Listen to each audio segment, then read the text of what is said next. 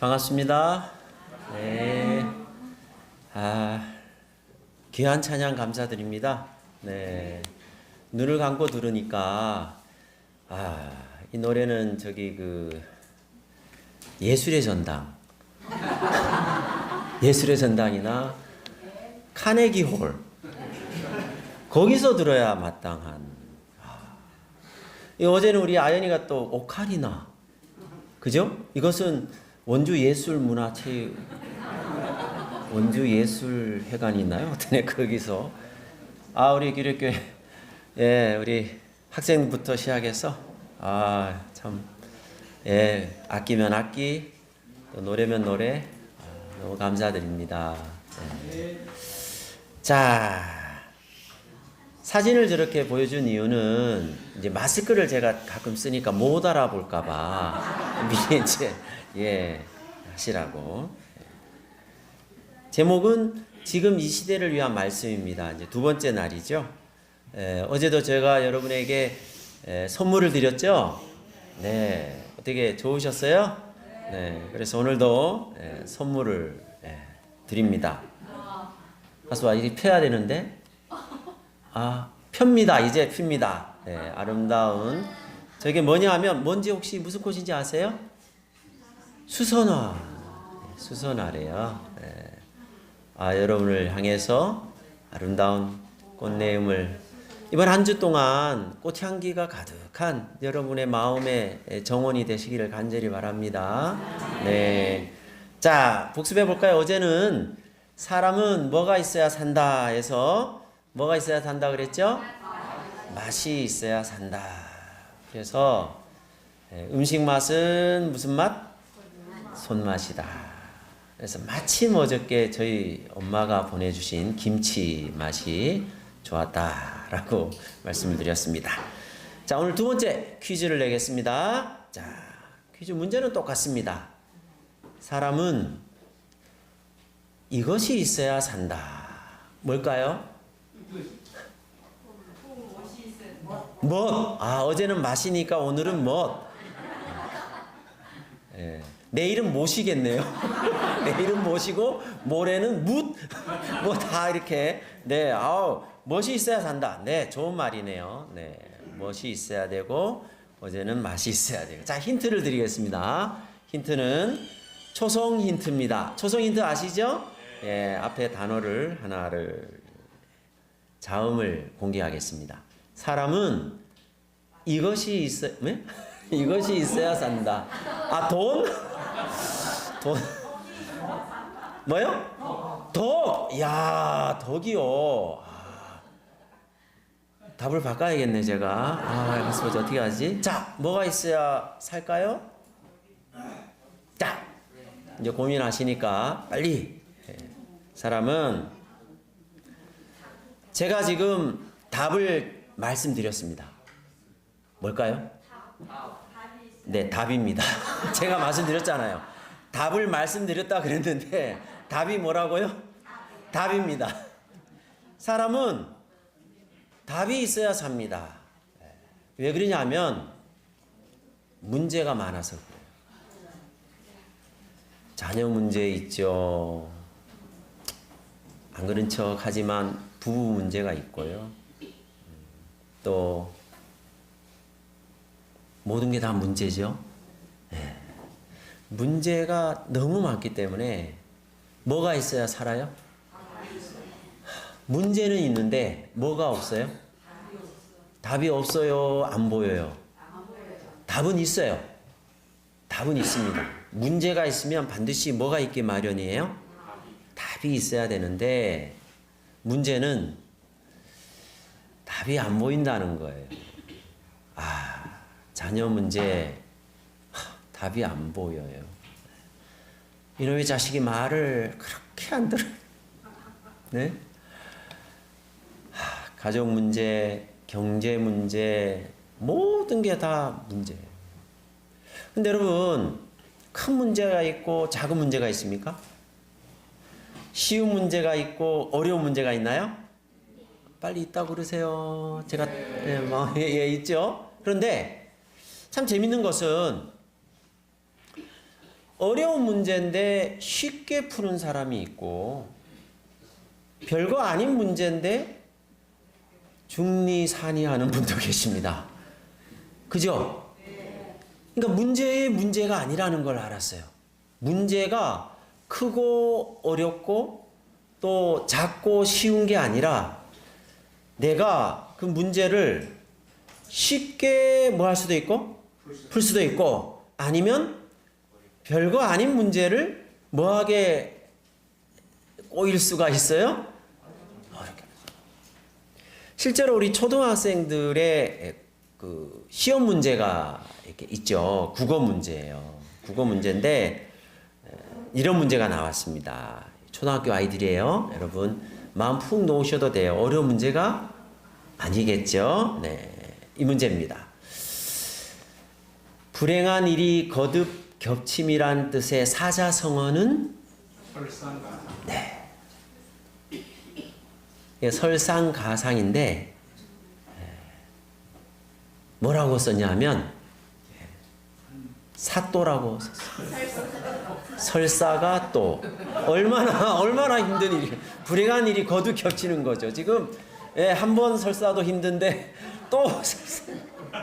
그러니까 저거 정답은 아닌데 상당히 그 아이들의 마음이 이제 이렇습니다. 그 다음에 그 밑에 있는 문제가 이렇습니다. 다음과 같은 경우에 알맞은 인사말은 무엇인가요? 옆집 아주머니께서 떡을 가지고 오셨습니다. 알맞은 인사말이 뭐예요? 잘 먹겠습니다 라고 하면 되는데 이렇게 적었어요. 안 사요. 아마 그 떡을 팔러 온 걸로 생각하신 것 같아요. 그래가지고 안 사요라고 어떤 우리 이 문제는 있는데 답이요. 저렇게 적을 수도 있겠다는 거죠. 살면서 답답한 이유가 뭘까요?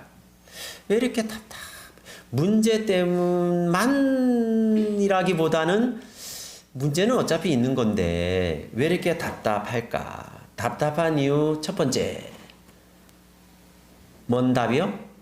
노답입니다.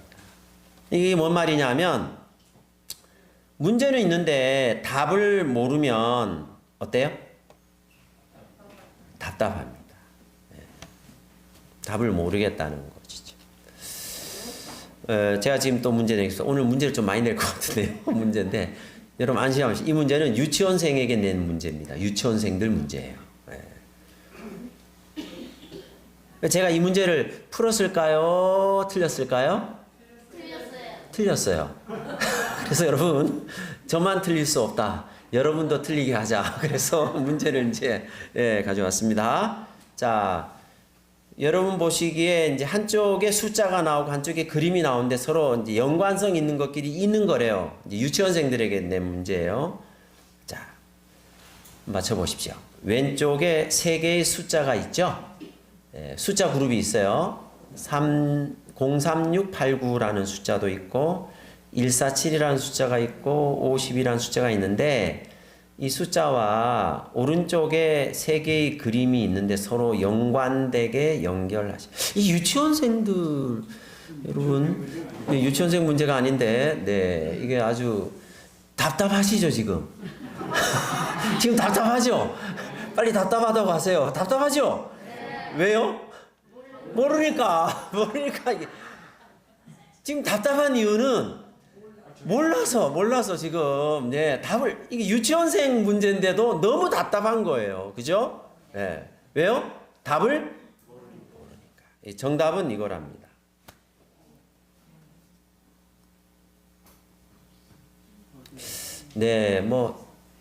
그냥 그런 줄 아세요. 그냥 저거구나. 저거구나. 나 설명하면 더 복잡해지니까. 또 다른 문제를 드리겠습니다. 이번엔 초등학교 2학년 문제입니다. 마음을 푹 넣으시고. 제가 맞췄을까요? 틀렸을까요? 틀렸습니다. 제가 틀렸습니다. 초등학교 2학년 문제입니다. 빈칸에 들어갈 손가락 개수는 1, 2, 4, 1, 1, 네모 1, 1, 4. 답답하시죠? 왜 답답해요? 몰라서. 힌트를 드릴까요? 힌트 드리겠습니다. 자, 힌트는 뭐냐면 앞에 2개, 그 다음에 3개, 그 다음에 나머지. 이렇게 계산하래요. 자, 이해되세요? 앞에 2개, 그 다음에 3개, 그 다음에 4개. 좀 아실 것 같죠? 조금 덜 그래도 답답하시죠? 뭔 말인지 잘 모르시겠죠? 자, 정답은 뭐냐면 이거랍니다. 이게 초등학교 2학년 문제래요. 2학년 문제래요. 여러분, 사실 우리 답답합니다, 요즘. 예, 369. 이제 그만 잊어버리시고, 이제 그만 잊어버리세요. 이제 다른 걸로 넘어가셔야 돼요. 네. 답답한 이유가 첫 번째가 뭐 때문에 그랬어요? 답을 모를 때. 답을 모르면 답답합니다. 그럼 반대로 답을 알면 쉬워집니다. 문제가 없어요. 문제 없어요. 문제 없다는 말 알죠? 쉽다는 거예요. 예, 괜찮다는 거예요. 자, 이제 여러분 제가 정답을 알려드리겠습니다. 묻지도 따지지도 마시고 정답은 뭐요? 100입니다. 100. 정답이 뭐라고요? 100. 이제 궁금하시죠? 뭐가 궁금하시죠? 문제가 뭘까? 기다려 주시죠. 네? 그리고 뭔가 좀 재밌어질 것 같지 않습니까? 왜 그래요? 답을 아니까. 사실 문제가 오면 피하고 싶고 문제 때문에 스트레스 받고 문제 때문에 사실 절망되는데 이제 뭔 문제인지는 모르겠는데 정답을 미리 아니까 뭐가 기다려져요? 문제가 기다려집니다. 문제가. 어떤 문제인지 모르겠지만 와 봐라. 내가 풀어버릴 거야. 뭘 알고 있으니까? 여러분 이것입니다. 답을 알고 모르고가 문제가 여전히 우리에게 문제가 많아요. 집안의 문제, 가족 문제, 뭐 부부간의 문제, 자녀의 문제 많습니다. 근데 여러분 만약에 우리가 답을 알 수 있다면 그 문제가 재미있어지기 시작합니다. 푸는 게. 자, 문제는 이거예요. 정답이 뭐라고요? 자, 100인데 초등학교 3학년 수학 문제입니다. 100의 절반을 2분의 1로 답답하죠 벌써. 뭔 말이에요? 나누면 얼마일까요? 네, 이게 100이랍니다. 네. 50 아니고요. 25도 아니고 나누는 거니까 2분의 1로 나누면 네, 설명이 필요 없고 일단 그렇습니다. 네, 인생에 2가지 답이 있대요. 하나는 정답이 있고 하나는 해답이 있대요. 그러니까 정답은 정답 그 자체를 말하는 거고 해답은 해설해주고 설명해주고 풀이해주는 거예요. 100의 절반을 2분의 1로 나누면 왜 그게 되는가? 100의 절반이 50이잖아요. 근데 2분의 1로 나누면 이게 곱하는 거와 같아서 100이라고 얘기를 합니다. 뭐 그렇습니다. 뭐 이렇습니다. 미리 정답을 알면 뭐하다? 쉬워진다. 첫 번째, 정답을 알면 문제 없다 그랬습니다. 자, 또 정답 하나 가르쳐 드릴게요. 정답은 뭐요? 640입니다. 무슨 문제길래 640일까? 궁금하시죠? 기다리시잖아요. 자, 이것은 네, 초등학교 4학년 문제입니다. 답답해요? 안 답답해요? 아니, 정답을 제가 가르쳐 드렸는데 정답이 뭐라고 그랬어요? 자, 답답해요? 안 답답해요? 예. 그래도 답답하죠? 그게 답답하죠? 왜 그러냐? 해답이 있어서 해답이. 네. 저렇게 했을 때 640이 된다는 것입니다. 지금 여러분의 삶이 답답하다면 한 가지입니다. 문제가 많아서가 아니고 문제가 너무 심각해서가 아니고 그 문제가 너무 힘들고 어려워서도 아니고 우리가 지금 뭘 모르기 때문에 답을 모르기 때문에 모든 문제 작은 문제든 별거 아닌 문제든 나에게는 생사를 걱정할 정도로 힘들고 어려운 문제처럼 다가온다는 거예요. 한번 따라해 보시기 바랍니다. 예수님이 해답이십니다. 예수님이 뭐라고요? 해답이라고요. 예수님이 해답이니까 우리가 어떤 문제를 만날지라도 그 문제를 뭐 할 수 있다? 답답한 이유, 두 번째 이유가 있습니다. 첫 번째가 답을 모르기 때문이라 그랬잖아요. 두 번째는 답답한 이유는 답이 두 개라서 답답합니다. 답이 두 개예요. 내가 답이고 다른 사람이 말하는 것도 답이고. 그러니까 답답한 거예요. 하나님을 믿는데도 답답할 때가 있어요. 하나님도 답이고 그 다음에 나도 답일 때. 신앙생활 하면서도 답답한 이유가 바로 여기에 있습니다. 몇 년 전에 실제로 수능 시험에 정답이 두 개가 된 문제가 하나 있었습니다. 이 문제래요. 이 문제 때문에 난리가 났습니다. 수험생들 또 학부모들 소송을 하고 뭐 또 번복을 하고 그래서 뭐 정답을 두 개인데 다 맞는 걸로 해주니 뭐 난리가 났습니다. 답이 두 개면 뭐가 와요? 혼란이 옵니다. 내 삶이 지금 뭐가 뭔지 모르겠다. 복잡하다. 사는 게 싫다. 왜 이렇게 복잡하고 왜 이렇게 뭐가 뭔지 모르겠다고 하는 이유는 답답해서 그래요. 답이 몇 개? 두 개면 양반이게요. 답이요. 너무 많아요. 그래서 너무 혼란스러워. 오늘 우리가 배울 이 성경 말씀에서 마음이 답답했던 한 사람이 그의 마음에 진정한 풀이를 받고 해답을 얻게 되는 그 한 인물이 나옵니다. 그 사람은 바로 다니엘이라는 사람인데요. 어제 저희들은 다니엘 몇 장을 배웠죠? 2장입니다. 오늘은 다니엘 7장인데 어제는 누가 꿈을 꾸었어요? 느부갓네살 왕이 꿈을 꾸었는데 느부갓네살 왕이 꿈을 꾸고 나서도 뭐조차 잊어버렸다고요? 꿈조차 잊어버렸어요. 그런데 이 다니엘은 꿈은 기억이 나요. 근데 뭐가 모르겠어요? 해석을 모르겠다는 것. 자, 7장 1절은 이렇게 시작합니다. 바벨론 왕 벨사살 원년에 다니엘이 나오죠. 그 침상에서 꿈을 꾸며 뇌 속으로 이상을 받고 그 꿈을 기록하며 그 일의 대략을 진술하니라. 꿈의 내용은 이제 기억나는 거예요. 다니엘이 진술하여 가로되 내가 밤에 이상 중에 보았는데 하늘에 네 바람이 큰 바다로 몰려 불더니 큰 짐승 넷이 바다에서 나왔는데 그 모양이 각각 다르니. 그런데 문제가 생겼어요. 꿈 내용은 생생해요. 짐승 네 마리가 나오고 바다에서 나오고 바람이 불고 하는 내용은 알겠는데 문제는 뭐냐면 나 다니엘이 중심에 뭐하며? 근심하며 내 머릿속에 환상이 나를 뭐하게 한지라? 왜 근심과 번민과 혼란과 고민이 오는가? 뭐 때문에 와요? 답을 모르니까.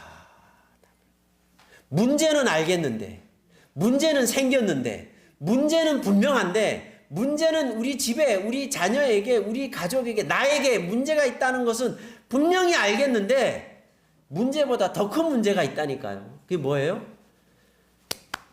해답이 뭐냐 이거예요. 이거 어떻게 해야 되냐 이거예요. 어떻게 풀어야 되느냐 이거예요.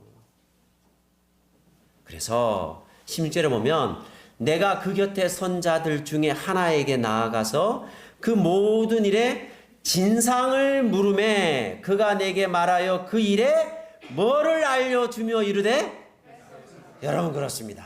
우리가 예언을 공부한다는 것은 정답을 해답을 미리 아는 거예요. 그래서 여러분 어제와 오늘 특별히 다니엘서 이제 내일은 요한계시록인데 이 예언서를 이렇게 공부하는 이 자리에 오신 것은 여러분 정말 땡 잡으셨습니다. 이게 표준말입니다. 표준말 땡 잡았단 말 표준말입니다. 네. 뭐 잡으셨어요? 정말 잘 오셨어요. 왜냐하면 우리가 미리 뭐를 이제 알게 되는 거예요? 해답을. 그러므로 이제 문제가 오더라도, 문제가 있더라도 이제는 문제를 피하고 문제 때문에 고민하지 않고 문제를 신나게 재미있게 뭐 할 수 있다? 풀 수 있다. 빨리 풀 수 있다고 하세요. 풀 수 있다. 네, 풀 수 있다. 자, 이 꿈의 내용은 이렇습니다. 첫 번째는 첫 번째 짐승이 이제 이렇습니다. 사자와 같은데 독수리 날개가 있고, 이제 이거를 표현하면 이 예언의 말씀을 그림으로 표현하면 이런 모양이에요. 사자인데 뭐가 있어요? 독수리 날개가 있는 그런 이제 꿈이에요. 아직 해석은 잘 모르겠어요. 뭔지는 잘 모르겠어요. 둘째가 또 짐승이 올라왔는데 이번에는 곰이 올라와요. 다니엘 7장 5절입니다. 몸의 한 편을 들었어요. 이 몸의 한 편을 들었단 말은 한쪽이 기울었다는 거예요. 한쪽이 기울었다는 뜻입니다. 그 입에 이 사이에 새 갈빗대가 있어요. 그러니까 아마 다른 짐승 셋을 정복했던 그런 의미가 여기 있는 거죠. 그림으로 표현하면 이렇습니다. 둘째 짐승이 이래요. 셋째는요, 표범과 같다라고 얘기를 했어요. 근데 새 날개가 넷이 있고 머리도 넷이래요. 이거 예언서입니다. 예언서이기 때문에 상징적인 의미가 있는데 그림으로 표현하면 이렇습니다. 그 다음에 넷째 짐승이 이렇습니다. 너무 무서워서 무슨 짐승인지 지상에는 존재하지 않은, 무섭고 놀라우며 또 극히 강하며 또 이가 철로 되어 있고 먹고 부서뜨리고 이전 짐승과는 달라요. 그래서 이거를 표현하면 이렇게 표현할 수 있어요. 이게 뭐 공룡 같기도 하고 아니면 뭐 또 용이라고 하는 사람. 어쨌든 이런 이제 꿈을 꾼 거예요. 꾸었는데 이제 하나님께서 이 꿈에 대한 뭐를 말씀해 주셨어요? 해석. 다니엘 7장 23절 또 17절에 보면 넷째 짐승은 곧 넷째 나라인데 내 짐승은 내 왕이라. 그러니까 짐승이 왕을 상징하고 나라를 상징하는데 아마 이것이 내 나라의 모습을 나타내는 것 같아요. 우리가 어제 다니엘 2장에서 금신상을 우리가 보면서 이렇게 해석했죠. 금머리는 바벨론, 메대와 바사 연합군이 바벨론을 정복하고 그 다음에요 그리스, 로마, 그 다음에 오늘날 유럽을 이루게 된 열국시대. 발가락이 10개이듯이 로마가 멸망한 이후에 정확하게 몇 나라로 갈려졌다고요? 10나라. 이거는 정말 성경이 아니면 이거를. 그런데 요 예언의 해석이 7장에서 그대로 반복이 되는데 이번에는 금속이 아니라 금, 은, 노, 철 이것이 아니라 이번에는 뭐래요? 짐승으로 나타낸다는 것이죠. 첫 번째가 사자입니다. 사자는 바로 이 바벨론을 나타내요. 바벨론에 상징되는 동물이 바로 사자였습니다. 사자. 미국에 상징하는 동물이 혹시 뭔지 아세요? 독수리입니다. 나라마다 짐승으로 동물로 상징하는 동물들이 있듯이, 그죠? 이 바벨론은 사자로, 메데바사는 곰, 곰인데 몸의 한 편을 들었다 그랬잖아요. 이 메디아보다는 바사라는 나라는 페르시아라는 나라입니다. 페르시아가 더 강대해서 바벨론을 정복했다는 그런 역사의 기록을 여기서 우리가 볼 수가 있어요. 그 다음에 그리스는 표범. 표범하면 그리스 하면 알렉산더 대왕이 우리 생각나고, 그 다음에 로마는 괴물이고요. 그 다음에 이 괴물의 뿔이 10개라고 얘기를 했어요. 10나라로 나눠진 것이죠. 어쨌든 이 바벨론이 이제 이런 모습으로 나타나고요. 바벨론에 실제로 독수리 날개로 된 사자로 표상이 됐던 나라가 바로 이 바벨론이었습니다. 메데바사는 몸의 한 편을 들었다고 했는데 메데와 페르시아 두 나라가 연합하였으나 세력 균형이 맞지 않아서 처음에는 메데가 나중에는 페르시아가 강성할 것을 의미하는데 실제로 역사적으로 이렇게 성취가 됐다는 것은 대단한 일입니다. 메데 페르시아가 아직 그 하기 전에 이 예언서, 지금부터 2500년 전에 기록된 다니엘 예언서가요. 네. 그 다음에 세 번째는 이 새 갈빗대를 물었다 그랬는데 이 메데 페르시아가 정확하게 새 나라를 정복하게 되는 것이 역사적으로 성취가 되고 있어요. 아, 놀랍지 않습니까? 애굽과 바벨론, 리디아라는 나라입니다. 애굽은 오늘날의 이집트라 그러죠. 그 다음에 그리스입니다. 그리스는 자 특이하게도 머리가 넷. 이 말은 알렉산더 대왕이 신속하게 넓은 지역을 점령한 다음에 그가 죽고 난 다음에 이 그리스가 그 휘하에 있던 그 육군 대장 4명에 의해서 정확하게 4나라로 나눠지게 됩니다. 그리고 날개가 4개였듯이 두 날개도 얼마나 빠릅니까? 표범도 짐승 가운데 가장 빨라요. 그런데 날개까지 4개니까 얼마나 빨랐겠습니까? 이 말은 22세 때 알렉산더 대왕 22세 때 기원전 344년 봄에 팔랑스 돌격 부대와 기마병으로 후속된 3만 5천 명의 군대, 70달란트의 군자금, 1개월 분량의 군량만으로 세계 정복 사상 시작 역사상 가장 큰 제국을 이루게 신속하게. 그런데 33살에 알렉산더가 요절하게 돼요. 유복자밖에 없었어요. 후계자를 세우지 못했어요. 임종시에 이렇게 유언합니다. 힘센 자가 나라를 차지하라. 그래서 그 휘하에 있던 20명의 장군들이 극렬하게 싸우다가 마침내 4명의 장군이 성경의 예언대로, 여러분 머리가 몇 개를 얻었다고요? 4개였듯이. 네. 그 장군이 바로 이런 장군들입니다. 카산더, 리시마쿠스, 셀류쿠스, 프톨레미인데 이 장군들이 다 마케도니아 그리스를 차지한 카산더, 트라키아와 소아시아 대부분을 리시마쿠스가, 그 다음에 이렇게 다 나눠서 이렇게 성경의 예언대로 내 머리가 내시듯이 이 나라가 내 나라로 날려질 것이라는 것을 정확하게 성취하게 된 것이죠. 그 다음에 이제 로마인데요. 로마는 철로 된 이라 그랬어요. 로마 제국의 철같이 강한 군대와 정복력을 의미하는 것이고요. 로마 제국이 여러 나라로 분열되게 됩니다. BC 168년에 시작한 로마가 기원 후 476년에 망하면서 우리가 어제 보셨듯이 정확하게 우리가 발가락이 10개듯이 10나라로, 그리고 다니엘 7장에서 지금 보듯이 이 짐승의 마지막 넷째 짐승의 뿔이 몇 개요?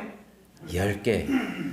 그래서 2장과 7장에서 동일하게 이 설명을 이렇게 완벽하게 설명을 하고 있어요. 참 놀랍지 않습니까?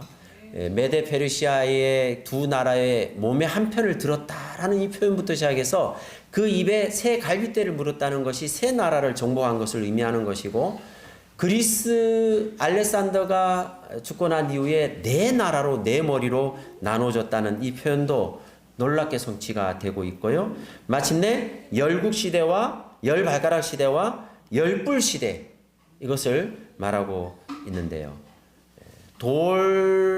뜨인 돌이 와서 이 신상을 무너뜨렸듯이 7장에서는 심판이 있겠다라는 표현으로 하나님의 나라에 대해서 설명을 하고 있는 것인데, 이 10뿔 가운데 오늘 우리가 살펴볼 것은 작은 뿔의 정체입니다. 성경은 다니엘 7장 8절에 있는 말씀을 보면 이런 말씀이 나오죠. 내가 그 뿔을 유심히 보는 중 다른 작은 뿔이 그 사이에서 나더니 먼저 뿔 중에 셋이 그 앞에서 뿌리까지 뽑혔으며 이 작은 뿔에는 사람의 눈 같은 눈이 있고 또 입이 있어 큰 말을 하였느니라. 이 작은 뿔이 이렇게. 그러니까 10뿔 가운데 3뿔이 뿌리까지 뽑혔어요. 뿔은 나라를 상징합니다. 새 나라를 정복하고 나온 이 작은 뿔. 그런데 이 작은 뿔은 특이한 점이 있습니다. 이 뿔에 사람의 눈 같은 눈이 있고 또 뭐가 있다 했어요? 입이 있어 큰 말을 하였다. 이 정체가 뭐냐 이거예요. 지금까지 바벨론부터 시작해서 정확하게 성취가 되어 왔는데 이 작은 뿔에 대해서 언급을 하고 있다는 뭐 이와 같죠. 눈이 있고 입이 있다는 거죠. 이 작은 뿔에 대해서는 다니엘 7장 19절부터 시작해서 쭉 설명을 하고 있어요. 이 설명하는데 이 작은 불이 등장한 역사적 배경은 서양 중세 가톨릭 교회는 바로 세계였다.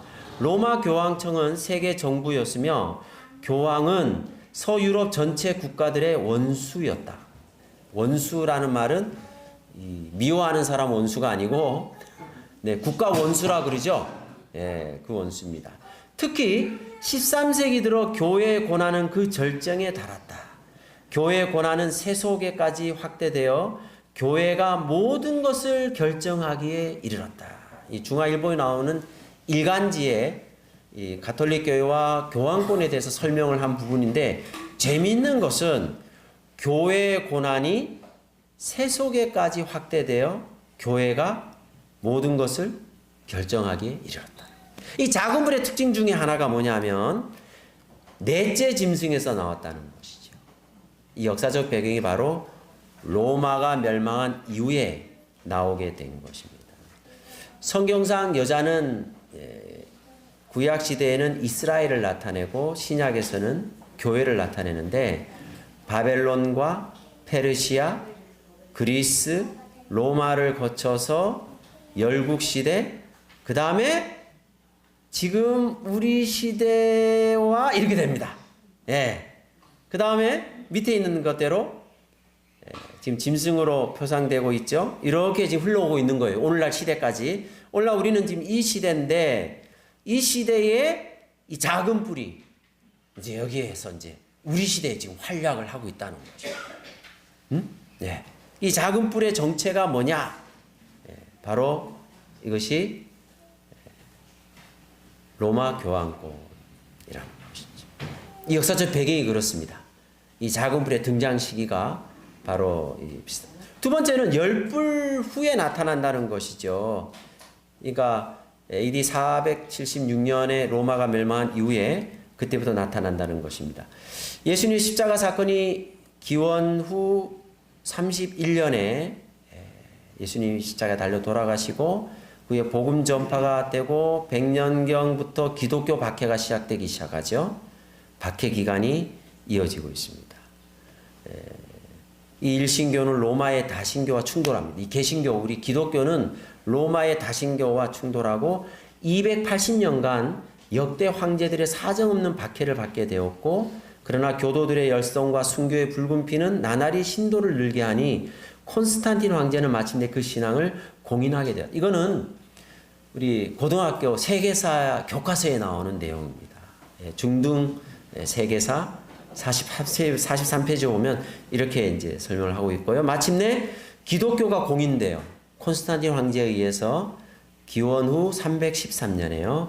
그러나서 교회가 세속화되고요. 330년에 로마의 수도가 옮겨집니다. 로마의 수도가 옮겨지면서 로마 교회 감독의 권한이 강화되고요. 카톨릭 교리가 확립이 됩니다. 335년에. 그리고 카톨릭이 확장되고 그때 니케아 종교회의를 소집하여 삼위일체 카톨릭 교리를 확립하니 이것은 드디어 로마의 국교가 되고 로마 최고의 종교적 주관자는 교황이 되었다. 이 중등 세계사 교과서에 나오는 내용입니다. 역사적으로 이렇게 지금 되고요. 그리고 마침내 카톨릭이 로마의 국교가 돼요. 392년. 그러면서 로마가 쇠퇴하게 되고요. 476년에 서로마 제국이 멸망하게 됩니다. 그러면서 로마 제국이 멸망하면서 교황권이 최고로 강화가 되고요. 마침내 교황이 세계의 머리로 되는 시기가 바로 538년. 이 작은 불의 지금 우리 시대예요. 지금 우리 시대를 지금 언급하고 있는 것입니다. 세 번째, 이 작은 불의 특징 중 세 번째는 먼저 있던 자와 다르다 그랬어요. 이렇게 표현하고 있습니다. 이전의 나라들은 모두 정치적 군주 국가였으나 교황 로마는 정치적 절대 군주 국가이면서도 종교적 군주 국가라는 점에서 크게 다르다. 세계에서 가장 작은 나라가 어느 나라인지 아세요? 바티칸 시국이라 그래요. 나라예요. 가장 작은 나라입니다. 그 나라의 국가 원수는 누군지 아세요? 교황입니다. 나라예요, 나라. 정치적 고난과 종교적 고난이 같이. 교황의 말 한마디면 세계 모든 국가 원수들이 복종하고 따르고 하는 그런 우리 시대에 살고 있는 거예요. 네 번째, 모양이 동류보다 강하다 그랬어요. 실제로 1077년, 기원후 1077년 세계사의 교과서에 나오는 내용입니다. 교황 그레고리 7세의 세력에 반발한 신성 로마 제국 황제 헨리 4세를 교황이 파문시켰어요. 황제를 교황이 너 이제 황제 아니다. 당황한 헨리 4세가 몸소 이탈리아의 카노사로 찾아가서 교황 앞에 무릎 꿇고 몇 날 며칠 눈바람을 맞아가면서 용서를 빌어서 다시 황제의 고난을 되찾게 된 카노사의 굴욕 사건이라는 놀라운 사건이 세계사에 기록되어 있습니다. 교황의 고난이 황제를 뭐하게 만드는? 폐위시키는. 동류보다 강하다 그랬습니다. 그다음에요. 다섯 번째는 새 뿔을 뽑는다 그랬죠? 우리 다니엘 7장 이제 19절부터 26절까지 말씀과 한번 보면 실제적으로 소로마 제국이 분열되면서 10나라로 나누어졌을 때 이 교황의 세력에 반발하고 캐톨릭에 반발했던 세 나라가 있었습니다. 그 나라는 바로 헤루라이, 반달, 동고트라는 이 나라. 지금은 이 나라가 이제 나라명이 이 나라 세 나라는 없어졌습니다. 아예 없어졌고요. 다른 나라들은 뭐 프랑크는 뭐 프랑스로 바뀌고 뭐 이렇게 앵글로색슨은 영국으로 이름이 지금 바뀌어 유럽을 이루고 있는데 493년에 헤루라이 정복하고요. 534년에 반달이라는 나라를 정복하고 538년에 동고트를 정복하면서 새 뿔을 뽑아요. 성경에 예언돼요. 세 번째 뿔인 동고트를. 그다음에요. 여섯 번째는 말로 하나님을 대적합니다. 이 성경 다니엘 7장 29절로 26절에 보면 이 뿔은 말로 하나님을 대적한다 그랬어요. 실제적으로 이런 표현이 있습니다.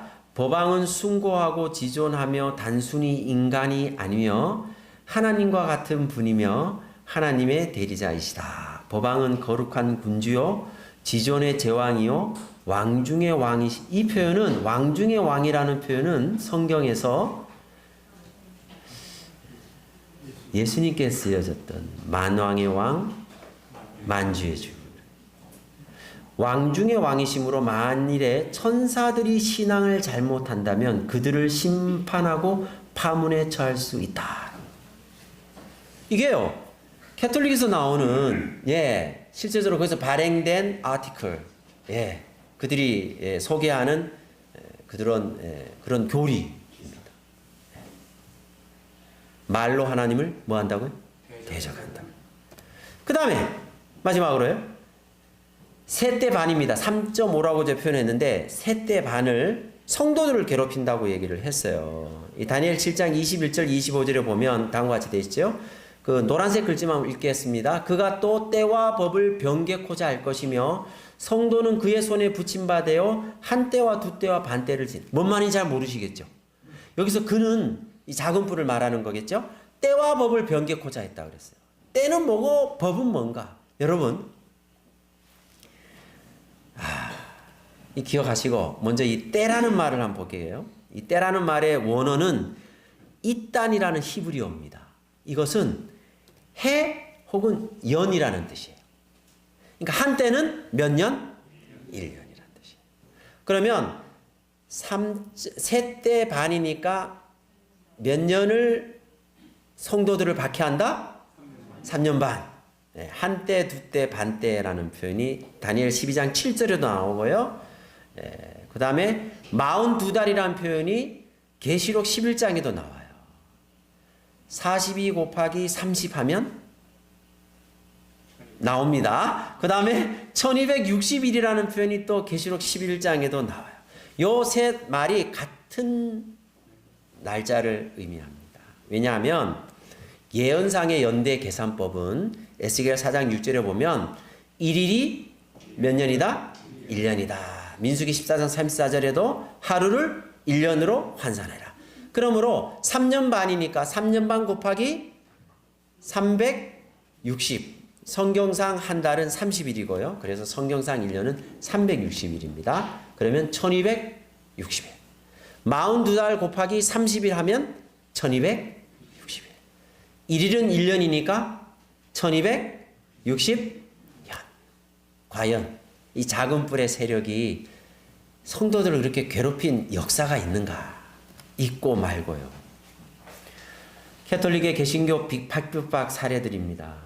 성 바돌로메 학살 사건으로 2개월간 걸친 학살이 7만여 명의 개신교들이 이때 죽임을 당하게 되었고요. 이 사실은 동아일보에서도 교황이 몇 년 전이죠. 신교도 학살에 가톨릭이 개입한 것에 대해서 인정하고 사과까지 했었어요. 그때 당시 교황 요한 바오로 2세가 가톨릭 청소년 대회 미사에서 4세기 전, 그때 당시에 4세기 전 발생한 성 바르톨로뮤 축일의 학살 사건에 가톨릭 교회가 개입했음을 인정했다고 일간지에서 이렇게 했습니다. 이외에도 종교 재판을 통해서요, 고문을 하고 또 했던 일들이 있습니다. 가톨릭 신문에서도 2007년 6월 3일자에 보면 1798년 로마가 점령되고 나머지 교황년도 양도됐으며 비오 6세는 프랑스로 끌려가 세상을 떠났다. 1798년에 대단한 일이 생겼는데 이게 뭐냐면 로마가 점령되고 교황령도 양도되는 놀라운 일이 생깁니다. 작은 뿔이 성도를 괴롭힌 1260일이 1960년이 언제부터 언제까지인가를 보시면 주 538년 비질리우스는 벨리사리우스군의 보호 아래 교황의 자리에 올랐다. 이때 처음으로 교황이 등극하게 됐고요. 그 다음에 1798년 이때 어떤 일이 있어요? 이때까지 기간이 1798년 빼기 538년 하니까 정확하게 몇 년이에요? 1260년. 네, 이렇게 되는 것입니다. 마지막으로 중요한 게 때와 법을 변기고자 했다 그랬죠. 자, 보십시오. 때와 법. 법이라는 건 십계명을 말하는 것이고요. 하나님의 법에 명시된 때는 언제? 여러분 십계명 가운데 때나 시간이나 관계된 계명이 있나요? 몇째 계명이죠? 넷째 계명이죠. 출애굽기 20장에 나오는 십계명은 이렇습니다. 법은 이래요. 법은 하나님의 법은 이렇게 됩니다. 특별히 때와 관계된 법이 넷째예요. 안식일이라는 근데 오늘날에는 주일이라고도 하죠. 근데 안식일과 주일이 요일로는 서로 다릅니다. 자, 이게 중요합니다. 하나님의 때는 언제인가? 자, 에스겔 20장 2절에 보면 또 나의 안식일을 거룩하게 할지어다 이것이 나와 너희 사이에 표징이 된다 그랬어요. 너희로 내가 여호와 너희 하나님인 줄 알게 하리라 그랬고 마가복음 2장 28절에 이러므로 인자는 무슨 일의 주인이니라? 안식일의 주인이라. 근데 보세요. 자, 여기에서 이 작은 뿔이 했던 일 가운데 하나가 때와 법을 뭐 했다고요? 야, 이게 자, 이거는요, 천주교 세계 회보입니다. 천주교에서 발행하는 거예요. 1942년 8월 14일자 사면에 보면 교회는 그 창립자 그리스도께 받은 거룩하고도 절대적으로 확실한 권위의 권리를 가지고 안식일을 지키는 것을 일요일로 변경하였다고.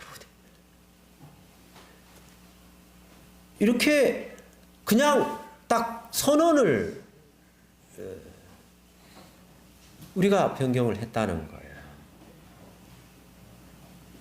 자, 이게요. 또 교부들의 신앙 108페이지입니다. 이것도 주일을 거룩하게 지킬 의무의 예를 들어보자. 우리가 이제 주일을 지키잖아요. 이는 물론 신자의 가장 중대한 의무의 하나이지만 성서에서는 그에 대한 명백한 구절을 하나도 찾아볼 수 없다. 성서의 안식일은 토요일이지 일요일은 아니다. 라고 이 성경학자들이 이렇게 얘기를 해요. 성경상 아무 근거가 없는데 오늘날 왜 토요일 안식일 대신에 일요일 주일을 지키는가? 왜 그래요? 자, 여기 나옵니다. 카톨릭 사전입니다. 우리 교회에서 말하는 것도 아니고 다른 우리 장감리 교회 개신교에서 말하는 것도 아니고 카톨릭 사전 4권 153페이지에 보면 이런 말이 있습니다. 가톨릭 교회는 안식일을 일주일 중 7째 날인 토요일에서 첫째 날인 일요일로 변경한 후 십계명의 셋째 계명을 고쳐 일요일을 주일로 지키라고 하였다. 가톨릭 사전 4권 153페이지.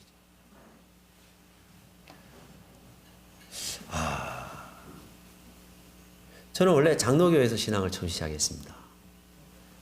뭘 지켰을까요? 주일이. 그런데 당연히 일요일 날 이제 가죠. 근데 궁금한 거예요. 저희 집 바로 옆에 이름이 뒤딱인 이상한 교회가 있었습니다. 이름이 12자예요. 제7일 안식일 예수 재림 교회. 그런데 거기는 토요일을 지켜. 자, 고민을 많이 했습니다. 제가 다니고 있는 장성중앙 장로교회 우리 목사님께 그때 어렸으니까 목사님 우리 주일학교 우리 선생님에게 물어봤죠. 네. 일요일이 맞아요? 토요일이 맞아요? 뭐라 대답했을까요? 일요일이 맞다 그러겠죠. 왜요? 이랬죠. 네. 왜 토요일을 지키는 데가 있어요? 그러니까 그때 이제 우리 선생님이 저에게 했던 말이 목사님이 일요일이 맞다 그러면 맞는 거야 이렇게 얘기를 했어요. 그래서 제가 그런가 보다라고 이제 했다가 이제 성경을 같이 공부하게 된 거예요. 그러면서 된 것입니다. 그래서 제 다니엘 7장 이 부분을 제가 그때 공부를 하게 된 겁니다. 하나님의 십계명은 이렇습니다. 아시죠? 그런데 조금 전에 가톨릭 사전 4권 153페이지에 보면 십계명의 셋째 계명을 고쳐 일요일을 주일로 지키라고 하였다라고 그랬잖아요. 이 작은 뿔 로마 캐톨릭에서 하나님 계명이 이런데 천주교의 십계명이 있어요. 십계명이 있어요. 근데 여러분 지금 두 가지를 비교해 보세요. 어떻게 다른지 보세요. 셋째 계명이 주일을 지키고라고 돼 있어요. 그러니까 위에서 한 계명을 빼버렸죠? 뭘 뺐을까요? 둘째가 빠졌어요. 왜 뺐을까요? 천주교에는 우상이라고 안 그래요. 성상이라 그래요. 이 상을 만들어 놨어요. 베드로 상이 있고 마리아 상이 있으니까 이것을 천주교의 십계명에 포함시킬 수가 없어요. 야, 여러분 정말 이거는 놀랄 노자입니다. 십계명을 바꿔요. 빼요. 빼야 됩니다. 이거 넣으면 안 돼요. 왜냐하면 우리가 이제 우리 천주교인들을 제가 폄하하는 거 아닙니다, 여러분. 그들의 사회 봉사와 그들의 성실함을 우리가 인정해 줘야 돼요. 그죠? 그들은 양심적으로 또 신앙하는 분들도 있어요. 그러나 오늘 우리가 이 저녁에 오신 우리들은 이제 저를 통해서 빼도 박도 못하게 된 거죠. 이제 알게 됐으니까 저 잘 몰랐는데 이런 핑계는 이제 통하지가 않을 거잖아요. 자, 둘째 계명이 빠졌으니까 이게 이제 하나 줄어들었을 거 아니에요. 그래서 넷째 안식일을 기억하여 거룩히 지키라가 셋째가 되면서 안식일을 뭐로 바꾼 거예요? 그러니까 그들이 그렇게 얘기하고 있어요. 바꾸고 그 다음에 쭉 내려가니까 하나가 부족하잖아요. 그죠? 하나가 부족하니까 9번째 열째는 나누었어요. 이거는 뭐 천주교 요리문답이라는 그 교리서에 나오는 천주교 십계명입니다.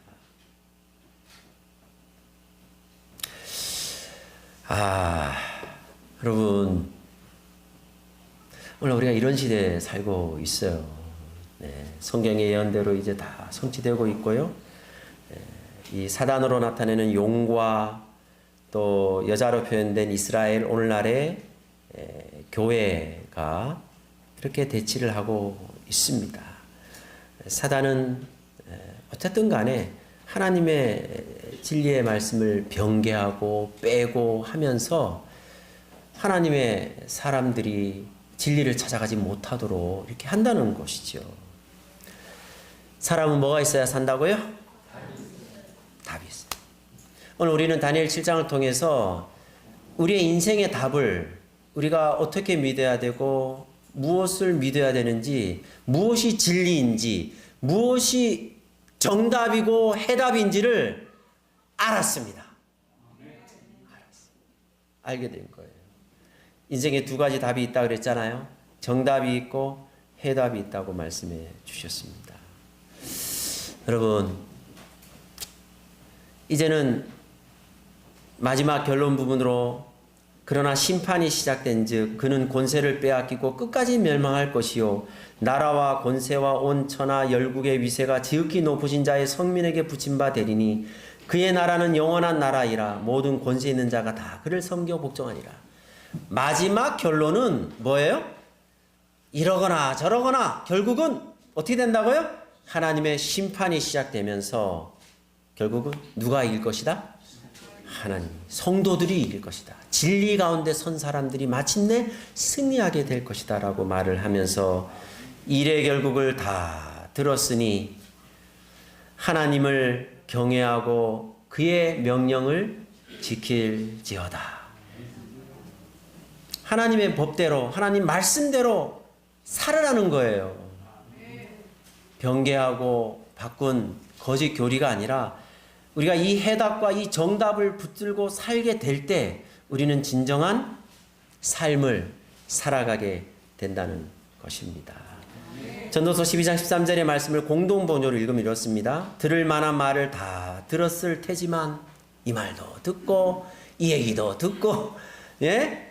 저처럼 어렸을 때 우리 저 장로교회 우리 목사님 또 우리 주일학교 선생님이 저에게 했던 얘기대로, 예? 담임 목사님이 말했으니 그 말이 맞다라고 그런 말 다 들었지만 하나님 두려운 줄 알아 그의 분부를 지키라는 말 한마디만 결론으로 하고 싶다.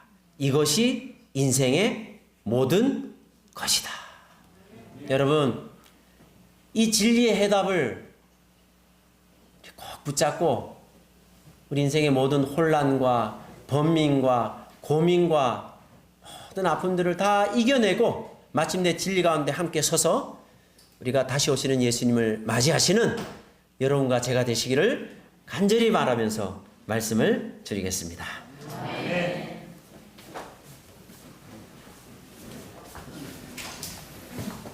감사합니다. 마치는 찬미는 500장 찬미를 다 함께 일어나셔서 부르시겠습니다. 말씀 주신 우리 목사님 기도로 예배를 마치겠습니다.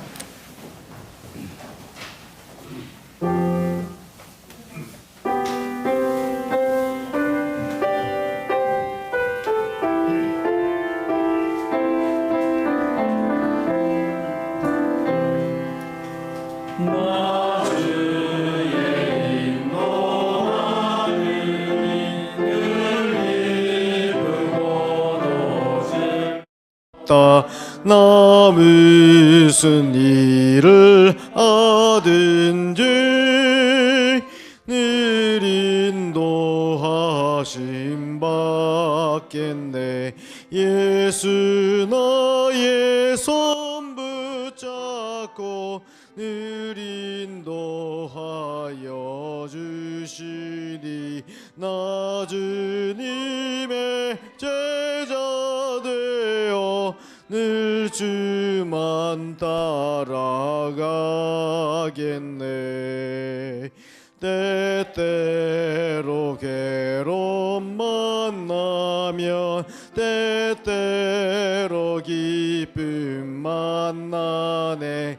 나 어느 경우 당하나 늘 인도하심 받겠네.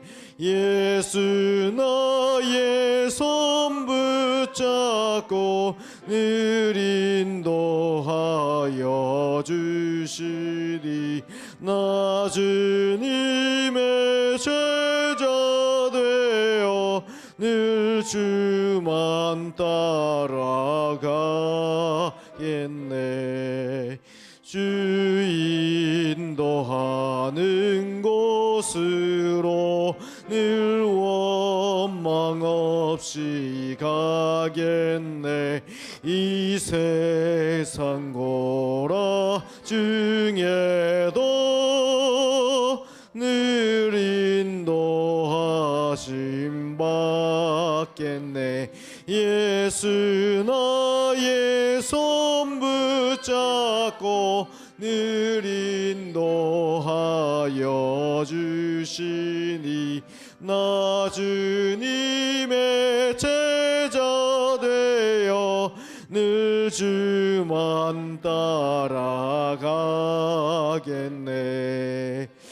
이 세상 일을 마치고 죄후의 승리 얻은 후 저 하늘나라 갈 때도 늘 인도하심 받겠네. 예수 나의 손 붙잡고 늘 인도하여 주시니 나 주님의 제자 되어 늘 주만 따라가겠네.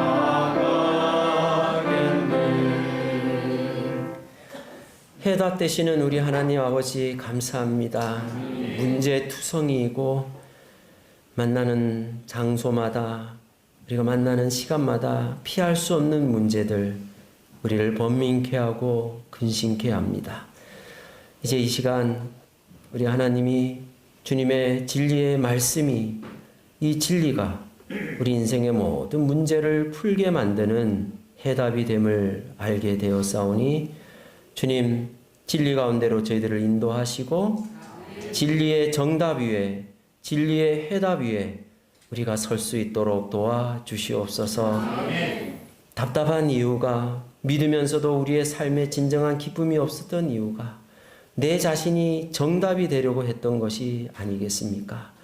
내 생각과 내 기분대로 주님을 믿는 것이 아니라 하나님의 진리의 말씀대로 그 정답대로 우리가 이 안식일을 지키고 또 주님을 예배하고 주님을 따라 생애할 수 있도록 주님 저희들을 인도하시고 붙잡아 주시옵소서. 이 자리에 함께 하신 우리 모든 귀한 발걸음마다 하나님의 은혜와 축복이 함께하여 주시고 돌아오는 발걸음을 지켜주시고 안전케 하여 주시옵소서. 예수님의 이름으로 기도드리옵나이다. 아멘.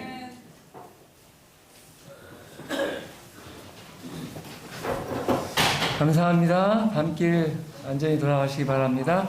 오늘 저희 교회를 방문해 주신 분들 나가시면서 저희가 준비한 소정의 선물을 받아가시기 바랍니다. 내일 저녁도 똑같은 시간 7시 30분에 전도의 셋째 날 말씀이 있겠습니다. 감사합니다.